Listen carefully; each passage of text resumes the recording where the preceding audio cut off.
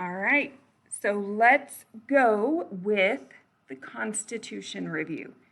All right, so this is typically going to be a pretty big unit within the START EOC, just throughout because it's tied to so many different units, okay?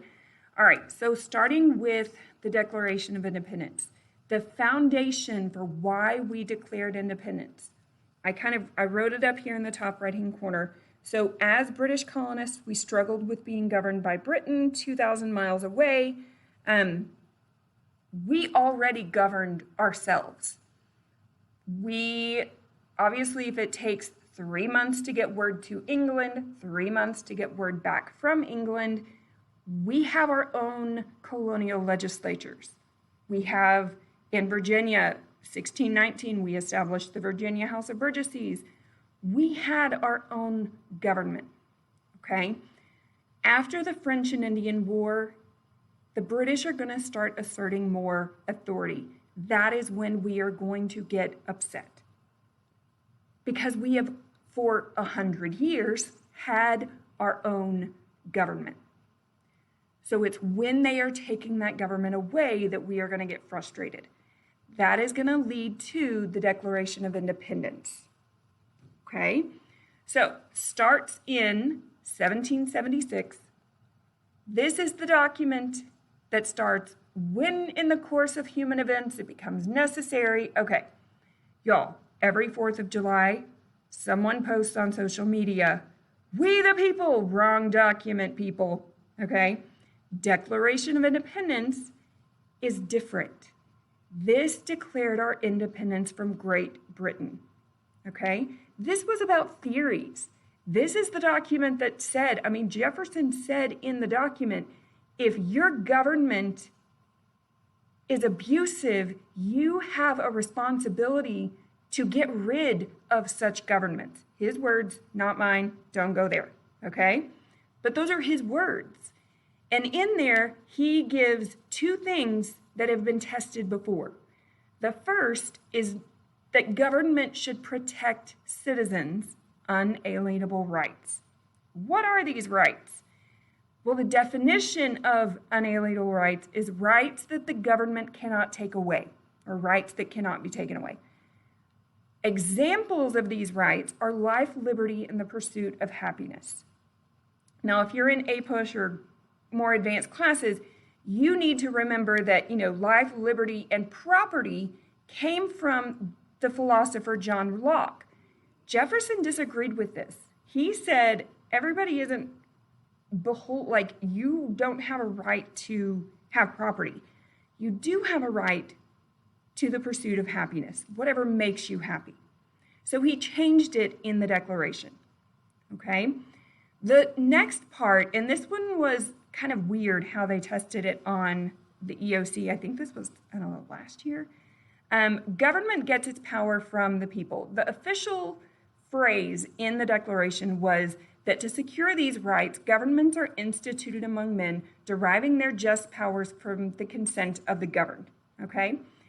This means citizens have to be able to vote. They have to have a voice. 15th Amendment, and we're going to go over the amendments in a minute. 15th Amendment, African American men can vote. 19th Amendment, women can vote. 24th Amendment took away the barriers to vote, like poll taxes, literacy tests. So they all allowed African American men, women, and 18-year-olds. They were elevated from simply being governed to being able to give consent and authorize the just powers of those in government. Okay? Now, the result of this Declaration of Independence is simply that it allowed the United States to be officially recognized by foreign governments. Okay? All right, well, now we're our own government. What are we going to do? We have to govern ourselves. So now we're going to write the U.S. Constitution. Okay? This document, okay, and you don't have to know this date. 1787, okay? This is We the People. It establishes 7 principles. Now, depending on the state that you are in right now, is going to determine which principles that you have learned. Some states actually only teach 6. It includes separation of powers, checks and balances, federalism, also known as states' rights, limited government, popular sovereignty, individual rights, and republicanism. So, what does this do? One of the main things is separation of powers. And what it does is it divides out the powers of government, giving job descriptions to the 3 branches. So you have Article 1 of the Constitution is the longest by far. That is legislative branch. Article 2 is the executive branch. Article 3 is judicial. I will go through those in a minute. They also knew, though, that this Constitution needs to be able to grow with the times. As culture changes, the document needs to change as well. So they wrote into this document a way to change. Official fancy word is amend. So in order to amend or change the Constitution, 2/3 of both houses of Congress are going to have to say yes, agree, and then 3/4 of the states have to ratify it. So ratify, ratification, big fancy word for approve. Okay? Y'all, this has only happened 27 times total. Okay? And I mean, the first 10 times it was the Bill of Rights. And those are there specifically to protect people from the government. All right?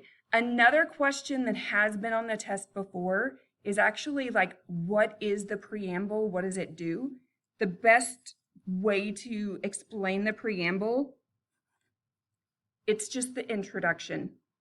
It explains the objectives of the new Constitution. So if you listen to Schoolhouse Rock when you were growing up, we the people, in order to form a more perfect union, establish justice, ensure domestic tranquility, provide for the common defense, promote the general. Okay, you get the drift. Anyway, so you can read down here what each one of them are, but it's just an introduction. This is what the Constitution is hoping to accomplish, okay? So inside of this Constitution, we are going to have one principle that is going to divide out the power, okay? So I know it's not a whole lot of space, but I'm actually going to write out some of this, okay? So, okay, the first branch is going to be the executive branch. This is actually in Article 2 of the Constitution. This is the executive branch. This is the president and the vice president. The entire job of this branch is to enforce the law. They don't make the law. They don't write the law. They can approve it, as in the president signs it into law or vetoes it back to Congress, but the main job is to enforce it. So all law enforcement goes under the executive branch. FBI, Federal Bureau of Investigation, CIA, DHS, Department of Homeland Security after 9/11. And one other thing that the executive does have, it has the use of executive orders. Usually they're going to use these when Congress isn't acting, okay? Now, if the executive order is not constitutional, it's going to get flagged down by the Supreme Court, but it is used, okay? All right, our next branch in the Constitution is actually the first article in the Constitution, is the legislative branch. This is Congress, okay? So their main job, Congress is made up of the House of Representatives and the Senate. Their job is to make the law, okay? This all is,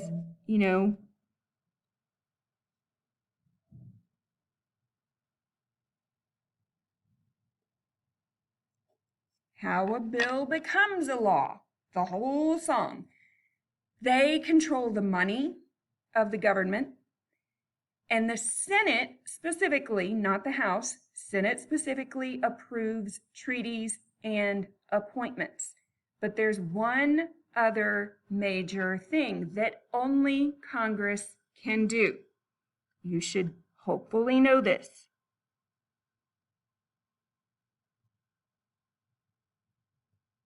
Only Congress can declare war, never the president. Okay? Obviously, we had the whole Gulf of Tonkin resolution, but they rectified that with the War Powers Act, went back to the norm with what was in the Constitution. Only a joint session of Congress and the majority saying yes can declare war. All right, our final branch is Article 3 of the Constitution. This is the judicial branch, which is our court system. Okay, you have the Supreme Court. It is the final authority on any law or action, and it determines if a law or action is allowed by the Constitution. A lot of times you'll hear the constitutionality of something, okay? Is something constitutional? That's what the judicial branch decides. Did whatever happened violate someone's constitutional right? Did something that was passed, did a law violate it, or did an action by the government, did an action by leadership or a business, did something violate someone's constitutional right, or did a law do that? Okay? All right. So those are our documents and how our government is divided up. So what I want to do now is look over at this page. Okay? So this is just kind of an overview of the government as a whole that I wanted to show you. When we talk about the United States government, we are actually a democratic republic. So when I say a democratic republic, okay, the democratic part, that is the principle of popular sovereignty in the Constitution. And what that means is that at the local and state level, we actually vote directly on propositions.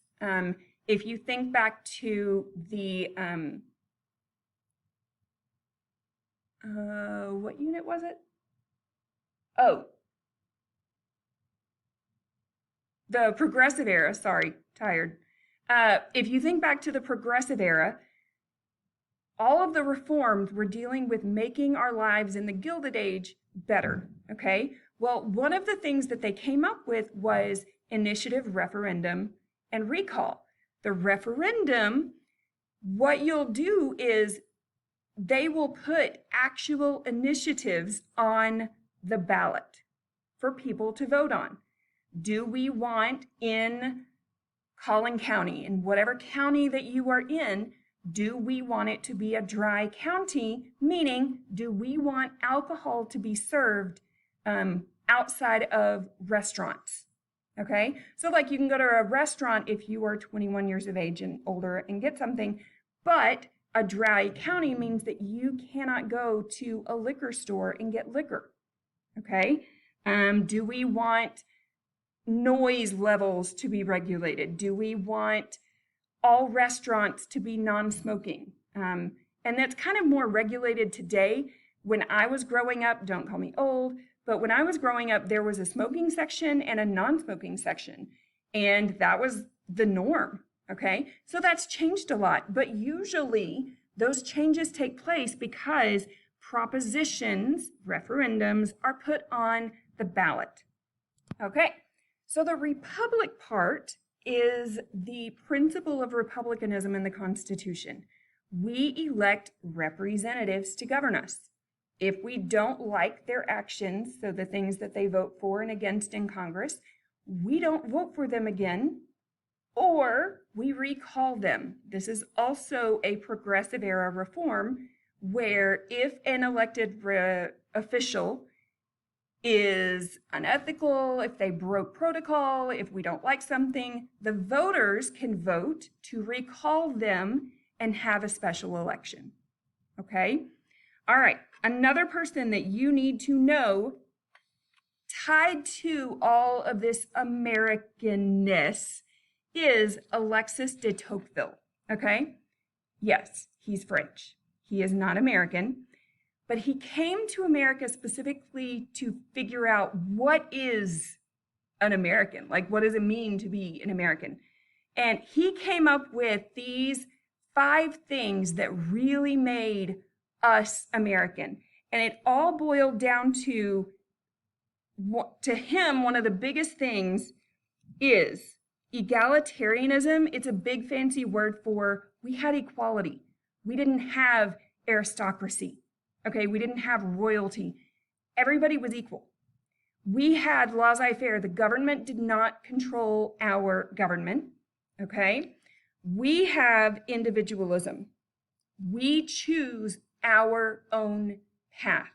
We have freedom. We do not allow tyrannical governments. Okay, and then we have populism, that popular sovereignty where the common people are in charge. Okay, so this is the foundation of our government. So looking at our Constitution, the Bill of Rights is what actually helps us to make sure we are protected from the government, okay? And then we have amendments to add to that. The ways that we have seen the First Amendment in our course, Wisconsin versus Yoder. Wisconsin versus Yoder was the Supreme Court case during the Civil Rights Movement where the Yoder family was Amish, represented many Amish families. Typically in the 8th grade, they stay home. They keep their children home from school.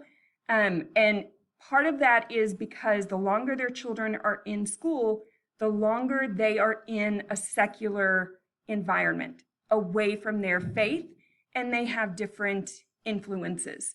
So they wanted to keep their kids home and homeschool. Wisconsin had a law that said that you had to school later. So it went to the Supreme Court. Supreme Court said, you're right. Tinker versus Des Moines was during the Vietnam War, where Mary Beth Tinker and her brother, they were forced to take off the black armband that had the peace sign. And the Supreme Court said, you're right. Your peaceful demonstration, your rights do not end the second that you step foot into the school. Now, if you were disruptive, that's a different thing. You have federal government has limited First Amendment rights during time of war, okay? This has happened multiple times. Happened during World War I with the Espionage Act, that is spying, okay, and Sedition Acts. This was challenged by Schenck versus the U.S., and again, the Supreme Court upheld the Espionage Act, saying that these things presented a clear and present danger, okay? We've also seen First Amendment with picketing the White House for the right to vote, both with trying to get the 19th Amendment for women and during the Civil Rights Movement. You have freedom of the press. They were trying to block the Pentagon Papers from being published, obviously, for, don't want to show the world how corrupt the government was during the war. But in the end, the Supreme Court came back, said, no, freedom of the press. You cannot keep them from releasing those documents. All right, Fourth Amendment is due process rights. No unreasonable search or seizure of property. And people forget about this part, right to privacy. The USA Patriot Act is going to challenge this, okay? So, and that's the criticism of the USA Patriot Act, is that it does violate privacy. But the thing is that it is to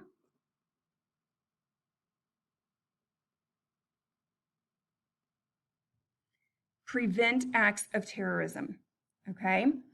Roe versus Wade challenged that the Fourth Amendment was violated with the right to privacy.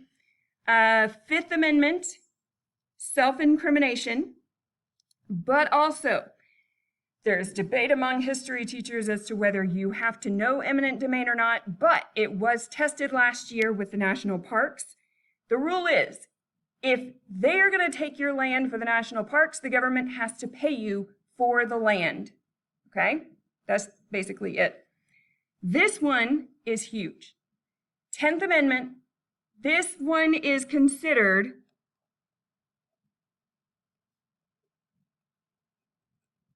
states' rights, okay? State governments use federalism as a way to block integration with schools, saying nowhere in the Constitution does it talk about education. Therefore, the federal government is not in charge of schools, only states. Therefore, you cannot force us to integrate. That was their understanding of it, okay? All right, Reconstruction Amendments. Reconstruction Amendments, 13th, 14th, and 15th Amendments. These were rights to former slaves. 13th, best way to remember these. Free citizens vote. Okay? 13th, slaves are free. 14th, they are citizens. However, this part right here is always forgotten. It also grants equal rights and protection of the law. Technically, I think it's under the law, but that's my bad. Okay, so the equal protection clause is huge. This is like all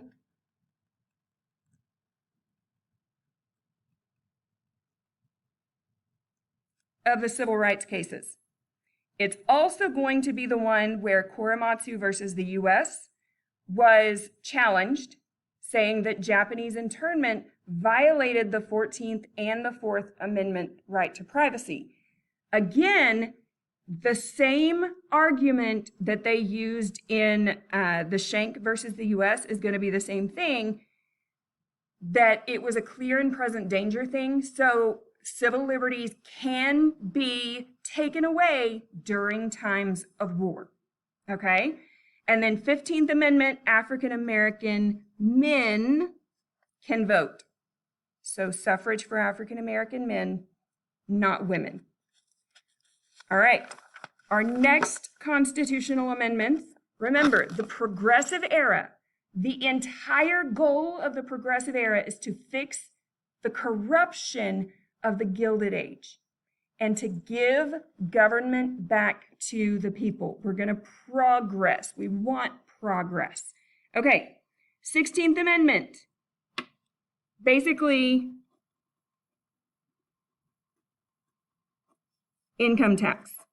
Okay, 17th Amendment, direct election of senators.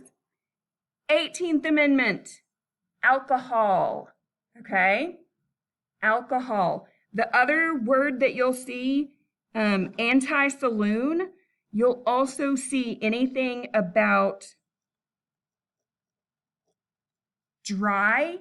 Dry means you can't buy alcohol. Okay, older people know this, don't call me old, but just know this term right here, temperance, dry, alcohol, prohibition, all of them go with alcohol. 18th Amendment. All right, 19th Amendment, women's suffrage. Please remember,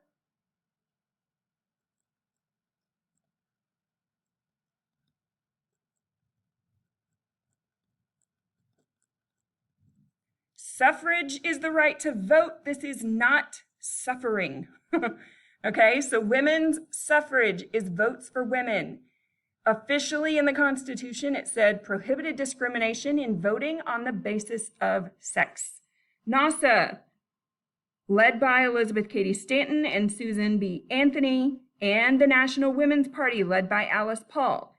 Women fought for the right to vote. Paul and the National Women's Party picketed the White House, they were arrested. They were the ones that were sent to the workhouse. Okay, so all of those are our progressive amendments. During the Great Depression and New Deal, we have the 21st Amendment. We realized that, again, you cannot legislate morality. I wish there was a law that you could pass to make people moral, but there's not. 21st Amendment, we are going to repeal or cancel the 18th Amendment, get rid of prohibition. Why? Because restricting alcohol had negative effects. Smuggling, speakeasies, bootlegging, and organized crime. We got Al Capone because we tried to tell people not to drink alcohol. Yeah, choices, people. All right, early Cold War era, the 22nd Amendment. Because of FDR's 4 terms, we are officially going to limit the presidency to 2 terms. Okay? Now, let's connect some dots in just a second. Civil rights and the Vietnam War era. 24th Amendment removed barriers to vote. No poll tax, no literacy test. Okay? 25th Amendment, presidential succession and disability. This has literally never been tested, guys. Okay? 26th, however, has been. Guys, if you are old enough to be sent to war at 18, you should be able to vote. So the 26th Amendment lowered the voting age from 21 to 18. So the 19th, 24th, and 26th Amendments were all added so that individuals could participate in the government, tying this back to the DOI and that consent of the governed. Okay? So I know this was a wild and crazy one, but there was a ton of information all tied into the Constitution. Good luck on your test.